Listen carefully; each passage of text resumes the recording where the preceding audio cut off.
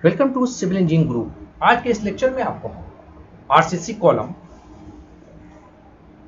Beams, roof, इस सब में जो ज्वाइंट्स हम करते हैं, जब स्टील बार को एक स्टील बार को दूसरे स्टील बार से जोड़ते हैं, उसको एक्सटेंड करने के लिए, आगे बढ़ाने के लिए, इसके बारे में आपको हम बताने वाले हैं, इसको बारे में बात करने वाले हैं। तो ये जो ज्वाइंट्स हैं वो हम तीन तरह से करते हैं: कपलिंग, लैपिंग और वेल्डिंग। देख लीजिएगा, कपलिंग, ये होगा लैपिंग और वेल्डिंग। तीनों के कुछ रूल्स हैं, इसके अकॉर्डिंग हम करते हैं। ठीक है, तो आपको हम ये भी बताने वाले हैं कि इन तीनों में बेटर कौन सा है, कौन सा ज़्यादा यूज़ किया जाता है, कौन सस्ता है, कौन महंगा है, किसका ज़्यादा यूज़ किया जाता है। ज्वाइंट तो हमको ऑलरेडी करने हैं, क्योंकि हम कॉलम को बहुत ज़्यादा जो है लंबा, उसके बार को जो है नहीं रख सकते हैं। अगर हम बहुत लंबा रखते हैं तो जब आप उसको, जब फाउंडेशन से जब उसको बांधेंगे और बांधने के बाद कॉलम जब खड़ा करेंगे तो बम्बूस की हेल्प से उसको खड़ा किया जाता है और स्पिरिट लेवल की हेल्प से उसको सीधा रखा जाता है। तो अगर वो ज़्यादा लंबा होगा तो स्थिर नहीं होगा, अपनी जगह पर सीधा नहीं होगा, इससे कॉलम टेढ़ा हो सकता है या फिर वो गिर सकता है, उसमें प्रॉब्लम आ सकती है। इसलिए उसके लेंथ को, स्टील बार के लेंथ को हम ज़्यादा बड़ा नहीं रखते हैं। ठीक है, तो उसमें ज्वाइंट्स करने पड़ते हैं। तो ये तीन तरह के ज्वाइंट्स का यूज़ करते हैं, या तो हम वेल्डिंग करते हैं, या फिर जो है हम जो है लैपिंग करेंगे, या फिर कपलिंग करेंगे। ठीक है, इनके बारे में आपको हम बताने वाले हैं। आगे बढ़ने से पहले आपको हम बता दें कि लोड जो होते हैं दो तरह के होते हैं, एक कंप्रेसिव और टेंसाइल। जैसे कॉलम है तो कॉलम पर जो लोड आता है वो कंप्रेसिव लोड होता है, और बीम पर जो लोड आता है वो टेंसाइल लोड आता है। तो दोनों में लैपिंग अगर कर रहे हैं तो थोड़ा सा लैपिंग में थोड़ा सा डिफरेंस होता है, वो आपको हम आगे बताने वाले हैं। आपको बता दिया था हम कपलिंग, लैपिंग और वेल्डिंग। देखिए, सबसे पहले हम बात करते हैं वेल्डिंग की। तो इसका जो है आपको वेल्डिंग का जो आप कीजिएगा तो उसी बार पर आप वेल्डिंग कर सकते हैं जिसमें डब्लू लगा हो। ऐसा मार्केट में गए खरीदने के लिए तो वहाँ लिखा हुआ है FE 500W, मतलब ये स्टील बार जो है वो वेल्डिंग के लायक है। तो ये समझना पड़ता है, अगर डब्लू नहीं है तो आप उसको वेल्ड नहीं कर सकते हैं। पहला तो ये पॉइंट हो गया अगर आपको वेल्डिंग करना है तो। और दूसरा चीज़ की वेल्डिंग नहीं करते, बहुत ही कम इसको किया जाता है। इसका कोड है इंडियन स्टैंडर्ड का 2751 है। माइल्ड स्टील, प्लेन स्टील और डिफॉर्मेट स्टील बार सब में किया जाता है, देख लीजिए। और ये सही नहीं होता है, ये सक्सेस नहीं है, इसलिए इसको हम ज़्यादातर हम छोटे अगर साइट है तो वहाँ लैपिंग का यूज़ किया जाता है, अगर बड़े साइट है तो वहाँ पर कॉपलिंग का यूज़ किया जाता है। ठीक है, वेल्डिंग का यूज़ जो है बहुत ही कम होता है। अब यही देख लीजिएगा, मैं बता रहा था आपको, ये कॉलम है, तो इसी को एक्सटेंड करने के लिए अब यहाँ तक तो मेरा ये हो गया। तो यहाँ से आगे जब बढ़ते हैं तो या तो हम लैपिंग करेंगे, या फिर वेल्डिंग करेंगे, या कपलिंग करेंगे। ठीक है, तो वेल्डिंग आप समझ गए होंगे। अब चलिए बात करते हैं हम लैपिंग की। ठीक है, तो लैपिंग ज्वाइंट्स का जो कोड है वो आपके सामने यहाँ पर है, देख लीजिए, ये कोड हो गया आपका। लैपिंग ज्वाइंट्स के बारे में अगर पूरी डिटेल में हम जाएं तो 2-3 लेक्चर अलग से उसमें एक्स्ट्रा देना पड़ेगा, इसलिए हमने शॉर्ट जो इंपॉर्टेंट चीज़ें हैं यहाँ आपको यहाँ हमने मेंशन कर दिया है, उसके बारे में कुछ बता देते हैं। ठीक है, लैपिंग यही आपका हुआ। ठीक है, जो लैप हम करते हैं, देख लीजिएगा, तो ये लैपिंग हो गया। अब ये यहाँ पर मसला है कि कितना स्टील बार का ये लेंथ कितना हो। ठीक है, तो इसके लिए फॉर्मूला आपको बताने वाले, देखिएगा। और ये अलग है, फर्क होगा, और ये टेंसाइल होगा तो इसका ये जो लेंथ होगी वो ज़्यादा होगी, और कंप्रेसिव है तो थोड़ा कम होगा। ठीक है, छत है तो उसमें भी थोड़ा ज़्यादा होगा, तो छत में भी टेंसाइल मेंबर है, रूफ भी। तो ये मेन समझते हैं, यहाँ पर मेंशन कर दिया, नोट्स बना दिए। हम आपके लिए नोट्स बनाते हैं कि अगर आप कॉम्पिटिशन की तैयारी कर रहे हैं, एग्जाम की तैयारी कर रहे हैं, कॉम्पिटिशन एग्जाम की तैयारी कर रहे हैं, तो आपको यहाँ से हेल्प मिले, इसलिए यहाँ नोट्स आपके लिए बना देते हैं। और बहुत ही आसान शब्दों में ये होता है, जिसको आप पढ़ के आप इजीली यहाँ से समझ सकते हैं। अगर आपको 1 by 1 पढ़ के समझाएंगे तो फिर लेक्चर काफ़ी लंबा हो जाएगा। तो समझिए, लैपिंग के बारे में कुछ इंपॉर्टेंट जानकारी और भी दे रहे हैं आपको। देखिए, लैपिंग के बारे में समझ लीजिए। यहाँ पर हम देखिए the bars cut every second story, her bar second story में जाने के बाद बार को हमको काटना ही पड़ता है। ठीक है, तो उसको हम फिर ज्वाइंट करते हैं। देखिए, जैसे लैपिंग है यहाँ, तो बता रहा था आपको कितना ओवरलैप करेंगे आखिर हम। ठीक है, ये मेन यहाँ होता है।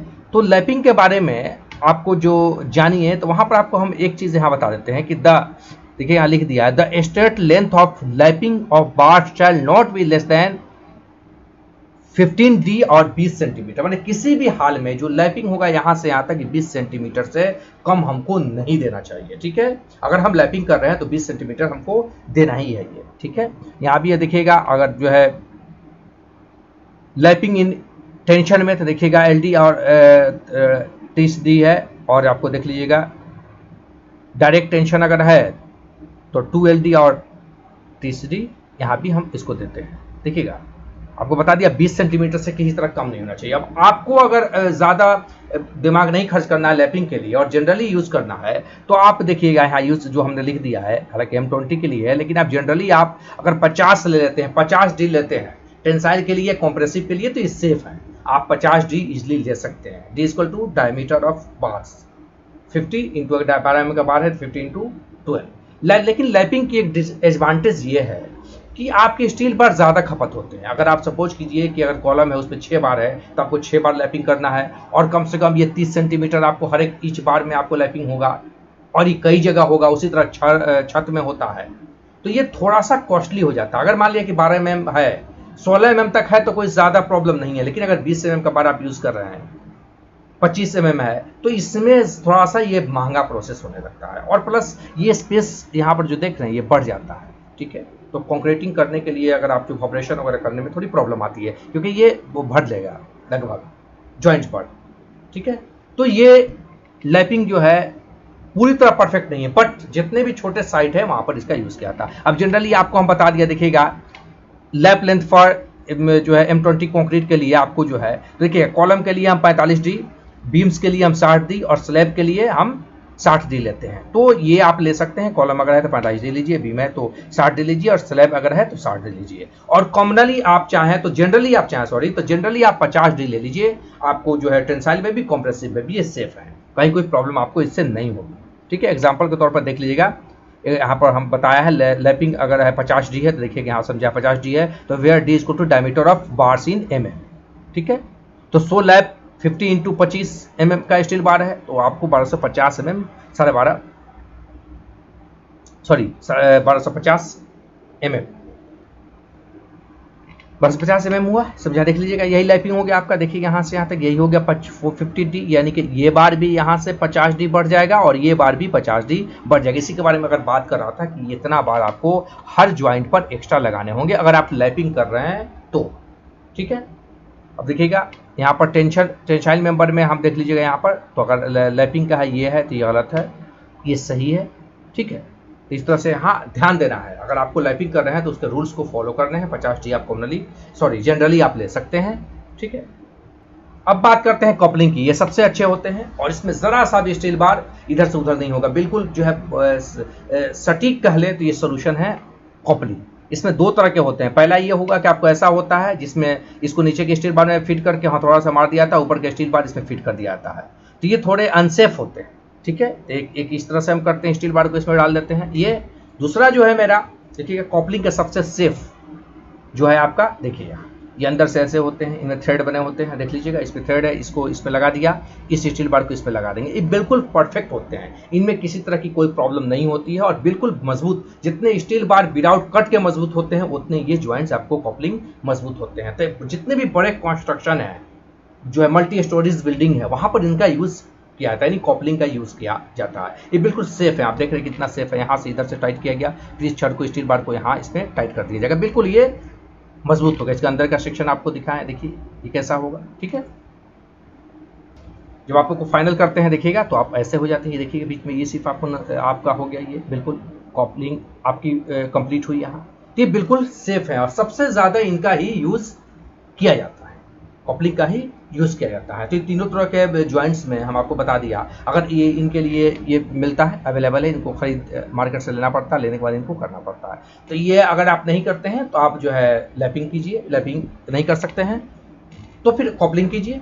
ठीक है, तो ये कॉपलिंग इस लैपिंग इसलिए किया था कि उसमें एक्स्ट्रा मटेरियल बाहर से नहीं मंगाने होते, स्टील बार अवेलेबल होता है हमारे पास, सिर्फ उसको लैप कर देना होता है, इसलिए हम लैपिंग का यूज़ करते हैं। देखिए जो रूफ की लैपिंग हमारी है, छत में जो हम करते हैं, देखिएगा यही आपका लैपिंग हो गई। इसमें भी हम 50D इसको रखते हैं। ठीक है, 50D यहाँ रखते हैं, देखिए सब लैपिंग हो गई आपकी। ठीक है, तो ये आपको छत में भी 50D हम 50 से 60D तक हम इसको रखते हैं। और अगर आपको जो है वेट निकालना हो तो वेट का बहुत इजी फॉर्मूला होता है, एग्जांपल यहाँ दे दिया, वेट ऑफ स्टील बार्स, तो आपको होता है D²/162। तो आपको 20 mm का बार है तो जो है 25 mm है, सॉरी 25 mm का अगर स्टील बार है तो देखिएगा 25 × 25 डिवीजन 162, तो 3.85 kg पर मीटर का वजन हो जाएगा, वेट हो जाएगा। 1 सेकंड में आप निकाल सकते हैं D²/162 से, D² 162 से आप इजिली आपके किसी भी स्टील बार के वेट को आप बिना तोले आप इस दिन निकाल सकते हैं। हमने देखा है कि इस पर अलग से लेक्चर है, पर इसकी जरूरत नहीं है, बिल्कुल इजी है। यहाँ पर एग्जाम्पल देकर हमने आपको समझा दिया है। तो इस लेक्चर में हमने आपको सिखाया कि कॉपलिंग क्या है, लैपिंग क्या है और वेल्डिंग क्या है। आपको हमने समझा भी दिया कि आपको कॉपलिंग हो गया, ये लैपिंग हो गया और ये वेल्डिंग होगा। तीनों अपनी अपनी जगह है, तीनों का यूज अपनी अपनी जगह पर है। बिल्कुल आसानी से अगर है तो लैपिंग बिल्कुल आसानी से हम कर पाते हैं। इसमें एक्स्ट्रा मटेरियल की आवश्यकता जरूरत नहीं होती है, इसमें आपको एक्स्ट्रा जरूरत होती है, ठीक है। इसके लिए भी एक्स्ट्रा जो मशीन चाहिए, वेल्डिंग मशीन प्लस डब्लू वाला स्टील बार चाहिए, ठीक है। तो ये लैपिंग भी, इसीलिए इसका यूज जो है छोटे कंस्ट्रक्शन में बहुत ज्यादा होता है।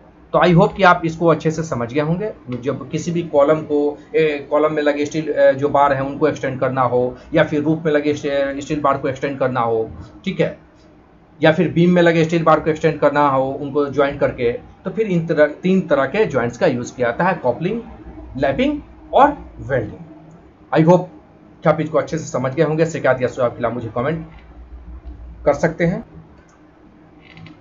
लेक्चर अच्छा लगा हो तो आपको लाइक जरूर कीजिएगा। अगर आपने मेरे चैनल सिविल इंजीनियरिंग ग्रुप को सब्सक्राइब नहीं किया तो चैनल को सब्सक्राइब कर ले, बेल आइकन को प्रेस कर दे, ताकि मेरे चैनल पर आने वाले लेक्चर की नोटिफिकेशन सबसे पहले आपको जाए और आपके लेक्चर मिस ना करें। मिलते हैं अगले लेक्चर में।